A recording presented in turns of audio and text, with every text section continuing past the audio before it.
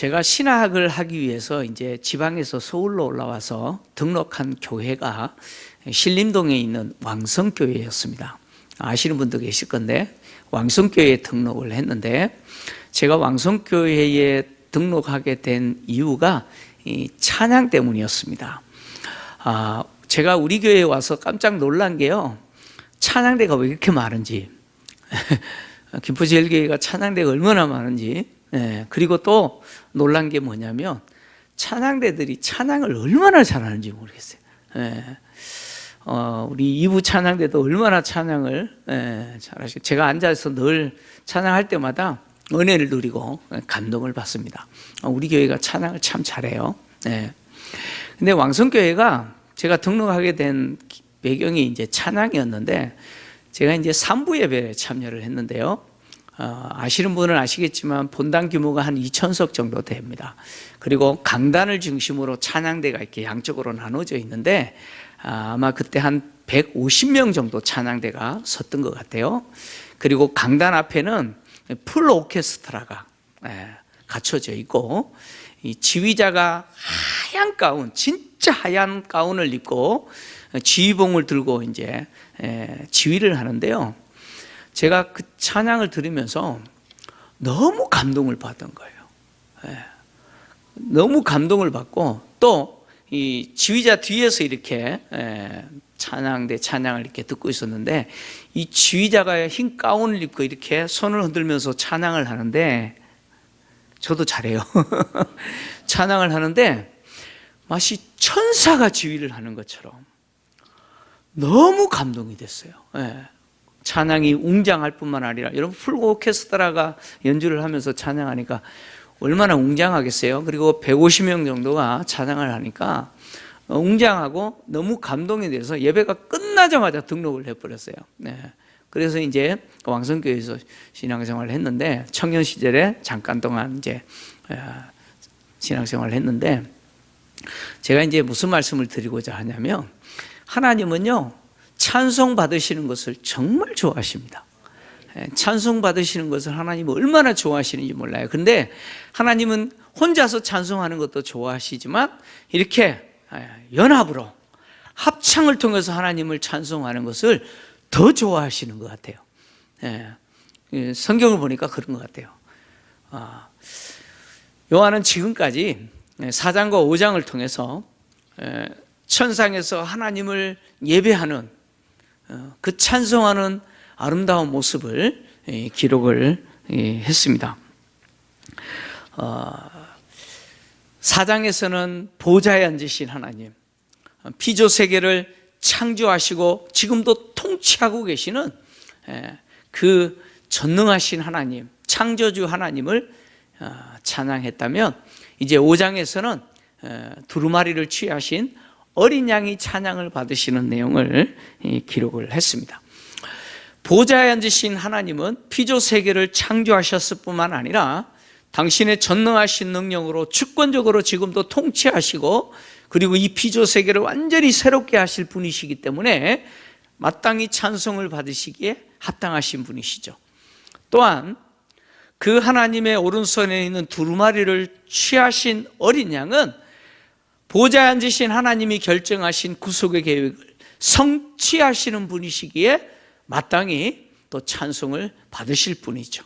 특히 어린 양은 십자가의 죽음을 통해서 당신의 피로 땅에 있는 성도들을 사시고 하나님께 드려 나라와 제사장이 되게 하셨고 영원토록 왕노릇하게 하신 분이기 때문에 찬송을 받으시기에 합당한 분이시죠. 그래서 피조 세계를 상징하고 대표하는 천상적 존재인 내생물과 땅에 있는 교회를 상징하고 대표하는 천상적 존재인 24장로들이 그 하나님과 어린 양을 찬송했던 것이죠. 뿐만 아니라 예수님의 이 죽으심을 통해서 이루신 이 구속의 역사는 하늘에 있는 천상적 존재인 모든 천사들도 찬송해야 될 내용이었습니다. 그러니까 내생물과 24장로뿐만이 아니고 하늘에 있는 모든 천사들도 바로 찬송해야 될 분, 찬송 받으시기에 합당한 분이 바로 어린 양이시죠.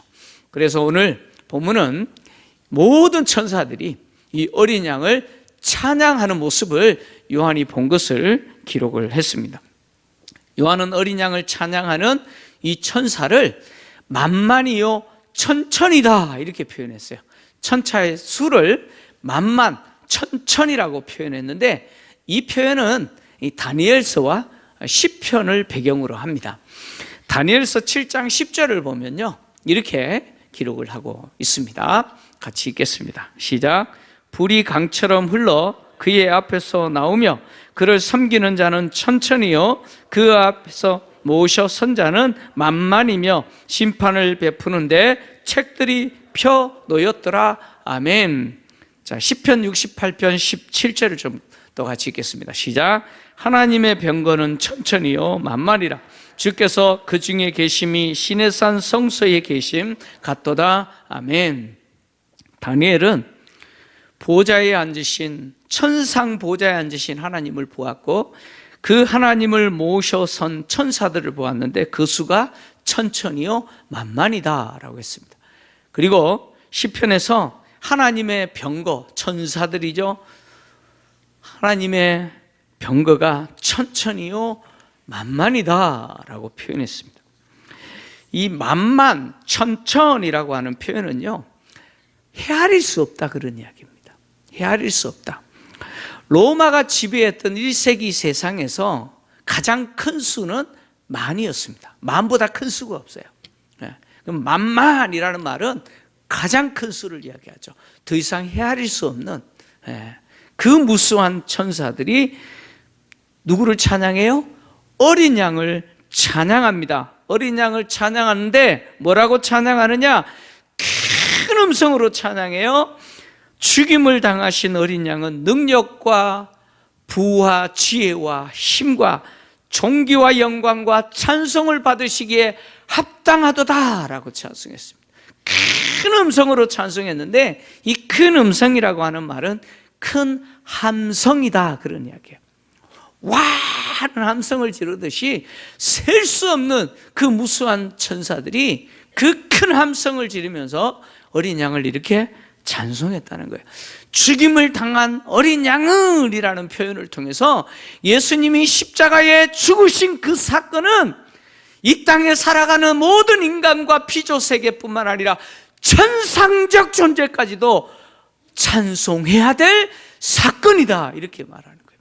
예수님의 십자가의 죽으심은요 모든 피조세계뿐만 아니라 천상적 존재까지도 찬송해야 될 사건이었다는 것이죠. 이렇게 수많은 천사들, 헤아릴 수 없는 천사들이 어린 양을 찬양했는데, 죽임당한 어린 양을 찬양했는데, 이 천사들의 찬양을 뭐라고 표현하냐면 칠중의 환호다라고 표현합니다. 칠중의 환호다 이렇게 표현하는데, 칠중의 환호라고 하는 이 표현은 무슨 뜻이냐면 어린 양이 경배받으시는 항목이 7가지다 그런 이야기입니다.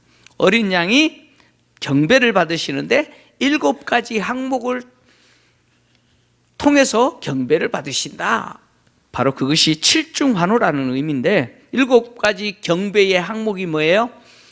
능력과 부와 지혜와 힘과 존귀와 영광과 찬송, 이 7가지가. 이 7가지 항목은 또 둘로 나눠집니다.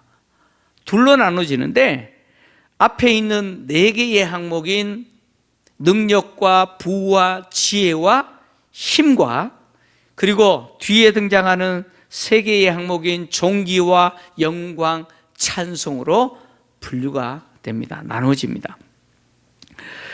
앞에 있는 4가지 항목인 능력과 부와 지혜와 힘은 어린 양이신 예수께서 가지고 계신 속성입니다. 속성이에요. 그리고 뒤에 있는 4가지 항목 존귀와 영광과 찬송은 예수께서 가지신 그 속성의 결과로 받으시는 경배의 내용이에요. 이렇게 분류가 돼요. 근데 예수께서 가지신 이 네 가지 속성은 누가 가지신 것이냐? 하나님이 가지신 속성이라는 거예요. 첫 번째 속성이 능력입니다. 능력이라고 하는 단어가 헬라어 디나미스라고 하는 단어인데 권능이라는 뜻이죠. 권능, 바로 하나님이 가지신 속성, 권능입니다. 이 권능을 어린 양이신 예수께서 가지셨다는 거예요. 속성으로 가지셨다는 거예요. 근데 권능이 제일 먼저 기록된 것은 바로 예수 그리스도는 십자가를 통해서 사탄의 권세, 악의 세력들의 권세를 어떻게 해요? 정복하신 분이라는 거예요. 그 권세, 그 권능, 그 능력을 가지신 분이 예수 그리스도시다, 이렇게 표현한 것이죠. 두 번째 속성이 부입니다. 부. 이 부라고 하는 단어는 플루토스라고 하는 헬라어인데 다르게 번역하면 재물이라는 뜻입니다. 재물. 바로 하나님이 가지고 계신 속성입니다. 이 부라고 하는 단어가요, 요한계시록의 본문에와 그리고 계시록 18장 17절에 한 번 더 사용됐습니다. 계시록 18장 17절에 이 부라는 단어는 바벨론의 재물, 바벨론의 부가 멸망당한 것 때문에 애가로 불러질 때 이 단어가 사용이 됐습니다. 다시 말하면 당시 바벨론의 부 하면 로마의 부잖아요. 바벨론이 상징하는 것이 로마인데 로마의 부, 로마의 그 재물이라고 하는 것은 멸망당한다는 거예요. 사라져 버릴 거라는 거예요. 바로 이 재물이라고 하는, 부라고 하는 단어가 바로 오늘 예수님이 가지고 계신 속성을 표현할 때 등장하는 이 부라는 단어입니다. 다시 말하면 예수님이 가지신 속성으로서 이 부는 하나님이 가지신 속성이라는 거예요. 부의 원천은 누구십니까? 부의 원천은 누구세요? 이 땅에 있는 모든 부는 다 누가 주신 거예요? 하나님이 주신 거예요. 부의 원천은 하나님이시라는 거예요. 그런데 그 부가 누가 가지고 계신 속성이에요? 예수 그리스도께서 가지신 속성이라는 거예요. 다시 말하면 예수 그리스도는 누구십니까? 부의 원천이시다, 그런 이야기예요. 땅에 있는 모든 부는 바로 예수 그리스도에게서 나온 것이죠. 예수 그리스도께서 부의 원천이라고 하는 것은 예수 그리스도께서 가지신 부는 사라지지 않는다는 것이죠. 로마가 자랑했던 그 세상의 부는 언젠가는 사라질 거예요. 여러분, 세상의 부는 반드시 사라집니다. 그러나 영원히 사라지지 않는 부의 원천은 누구세요? 예수 그리스도라는 거예요. 할렐루야.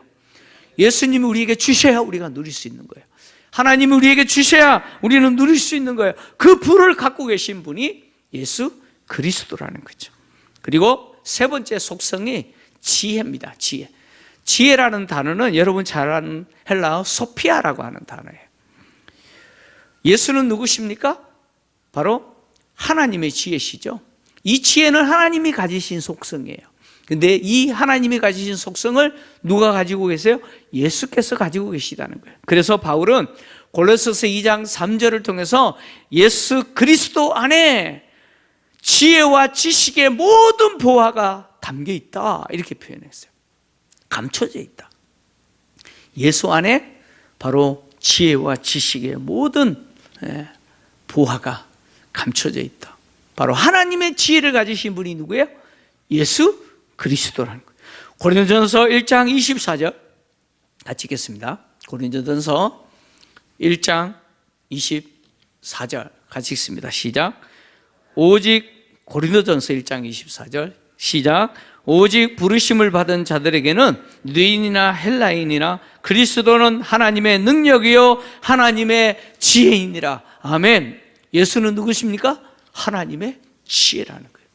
바로 하나님의 지혜를 가지고 계신 그분이 예수 그리스도라는 거예요. 그 다음에 네 번째 등장하는 속성이 힘이에요. 힘이라고 하는 단어는 이스퀸이라고 하는 단어인데, 이 단어는 능력이라고 하는, 바로 권능이라고 하는 단어 디나미스와 함께 평행을 이루는 단어인데, 이 힘이라는 단어는요 능력이라는 단어와 함께 사용되어서 능력을 강조하는 역할을 합니다. 바로 하나님의 능력을 강조할 때 힘이라는 이 단어가 함께 사용되죠. 예수 그리스도는 바로 하나님이 가지고 계신 그 속성, 능력과 부와 지혜와 힘이라고 하는 이 속성을 예수님이 가지고 계시다는 거예요.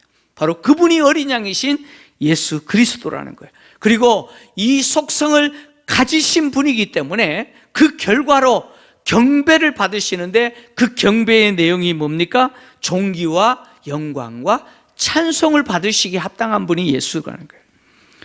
여기 존귀라고 하는 단어는 무슨 뜻이냐면 영예, 존경, 가치, 그런 뜻입니다. 그러니까 영예와 존경과 가치를 돌려드린다는 거예요. 그리고 영광이라고 하는 단어가 독사라고 하는 단어인데, 이 영광은 무슨 의미냐면 광채, 영화, 명성, 그런 뜻이에요. 바로 하나님이 받으셔야 되는 거잖아요. 그것을 어린 양에게 돌려드린다는 거예요. 존귀와 영광이라고 하는 단어는 항상 같이 나오죠, 그죠? 존귀는 영광이라는 단어와 함께 하나님께 마땅히 돌려야 될 경배의 내용이죠.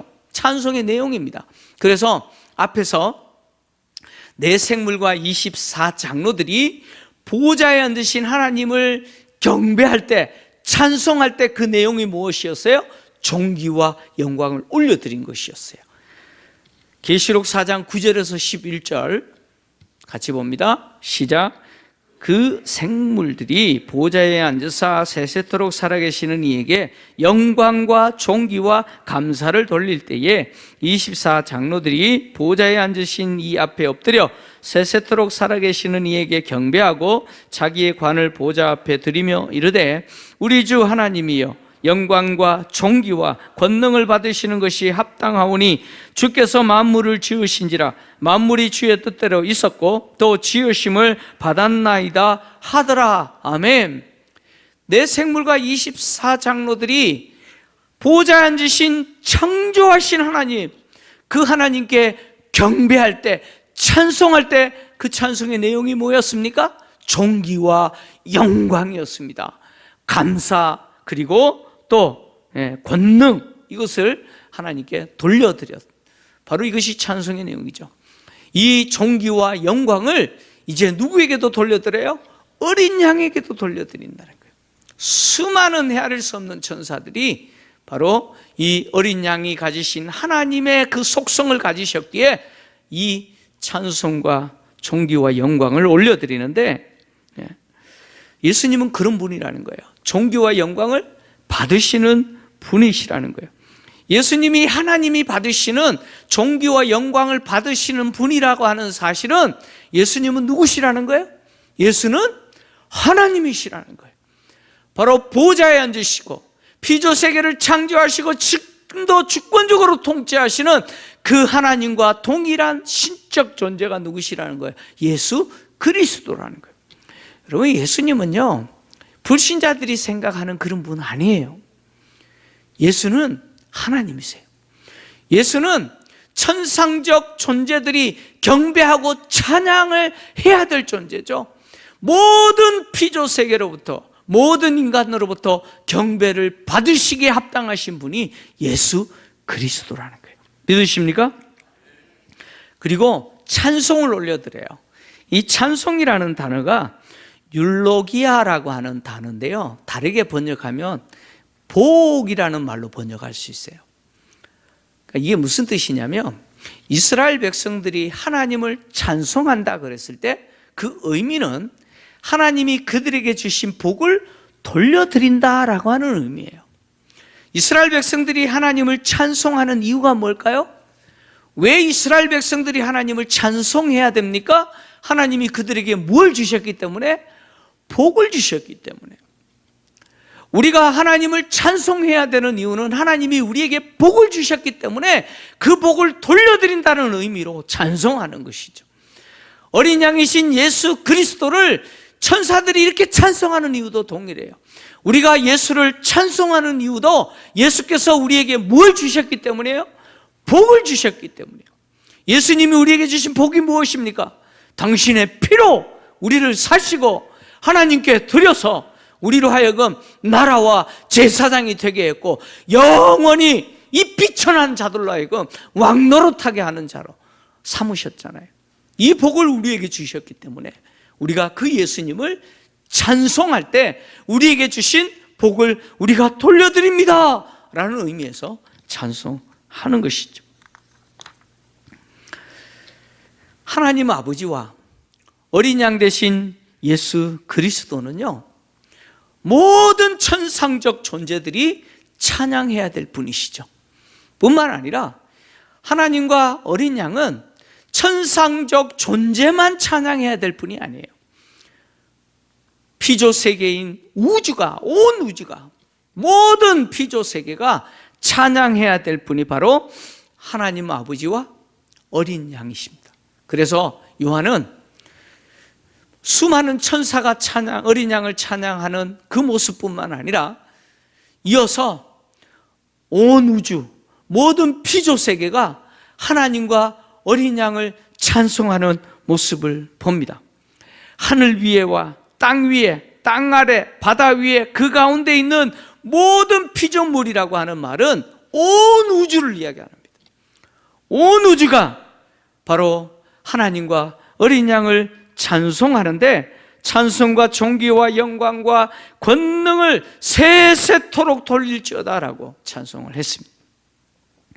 교회는요, 하나님과 어린 양이신 예수 그리스도께서 마땅히 받으셔야 될 그 경배와 찬양을 올려드리는 공동체죠.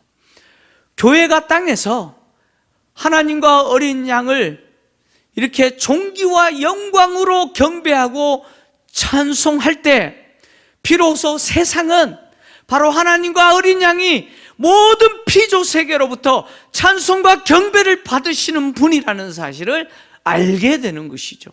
그 역할을 위해서 하나님이 이 땅에 교회를 세우신 것이죠. 교회는 하나님을 찬송하되 존귀와 영광을 올려드리는 공동체로서 세워졌습니다. 그래서 교회가 해야 될 역할은 끊임없이 하나님께 경배하고 찬송을 통해서 존귀와 영광을 올려드려야 되는 것이죠. 여러분 믿으십니까? 이렇게 천상적 존재뿐만 아니라 모든 피조 세계가 하나님을 찬양하고 어린 양께 존귀와 영광을 올려드릴 때 내 생물이 아멘 합니다. 내 생물이 아멘, 아멘.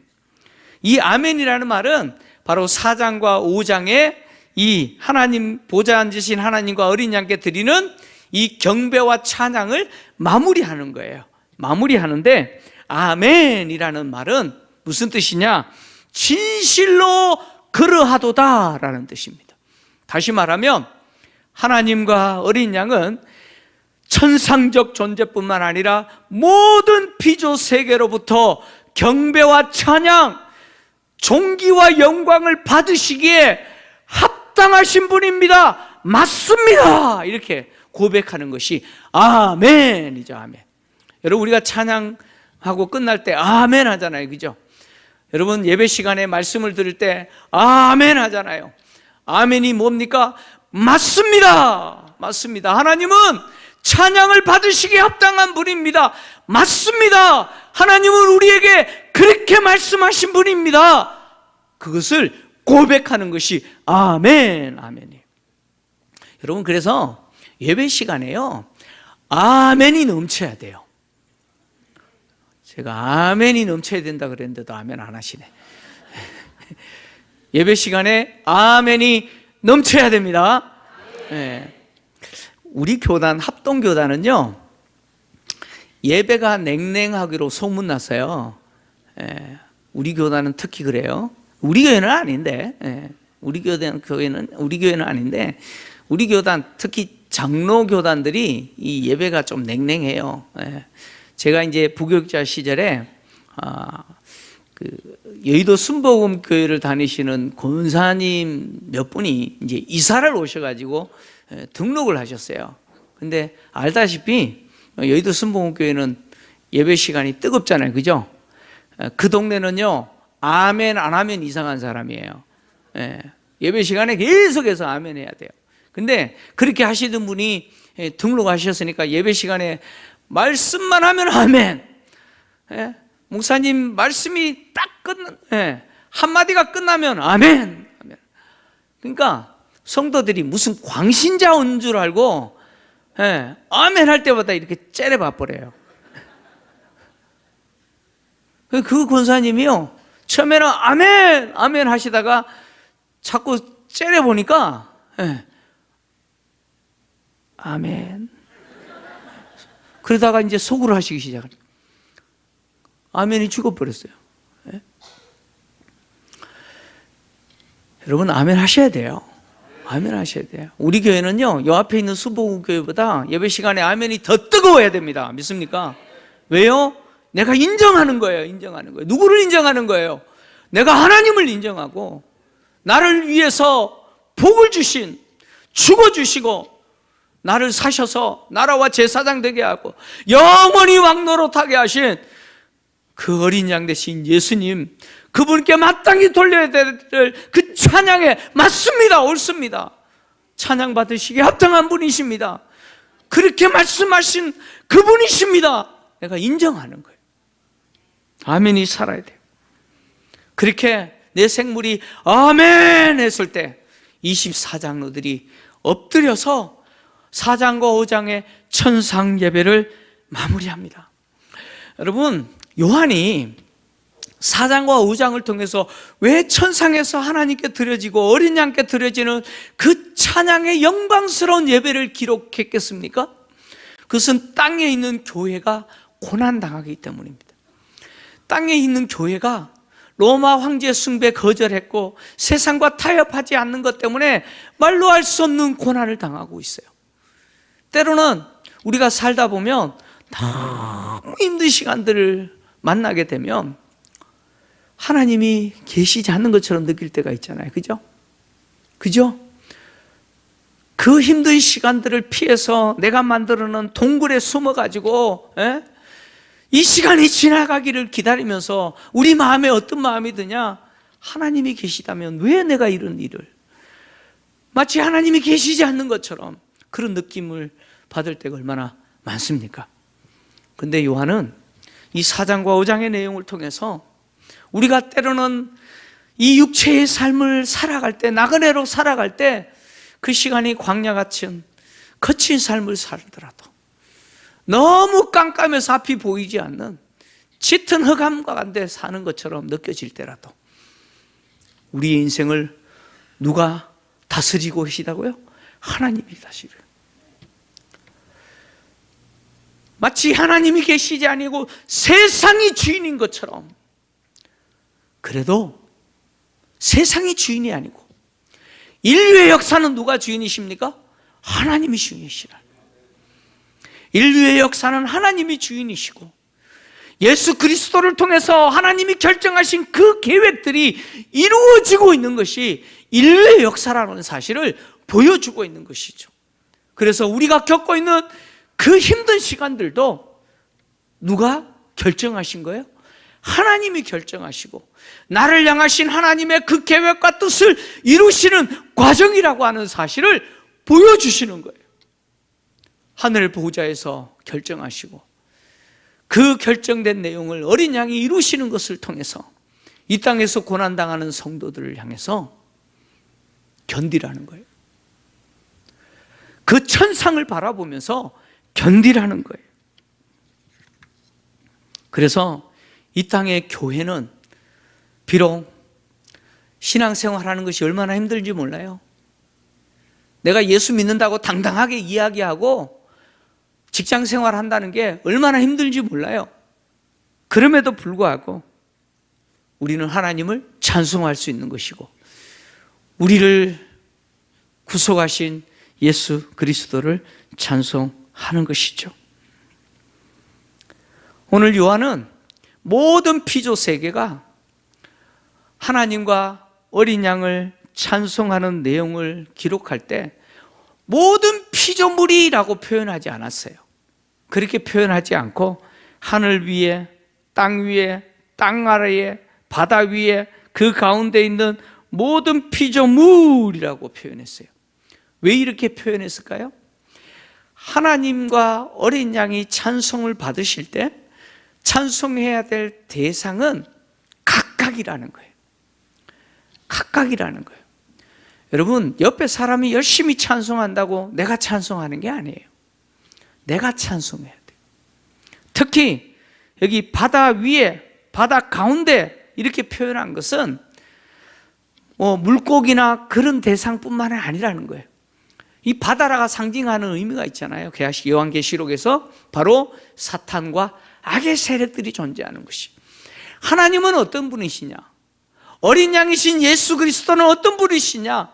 사탄과 악의 세력까지도 찬양해야 될 분이시라는 거예요. 그리고 이 찬양을 찬송과 존귀와 영광과 능력을 세세토록 돌릴지어다 이렇게 표현했는데, 이 네 가지를 표현했잖아요. 찬양의 내용이 네 가지잖아요. 찬송이 제일 먼저 등장하는 것은 천상에서 하나님께 드려지는 예배의 핵심이 뭐냐? 찬송이라는 거예요.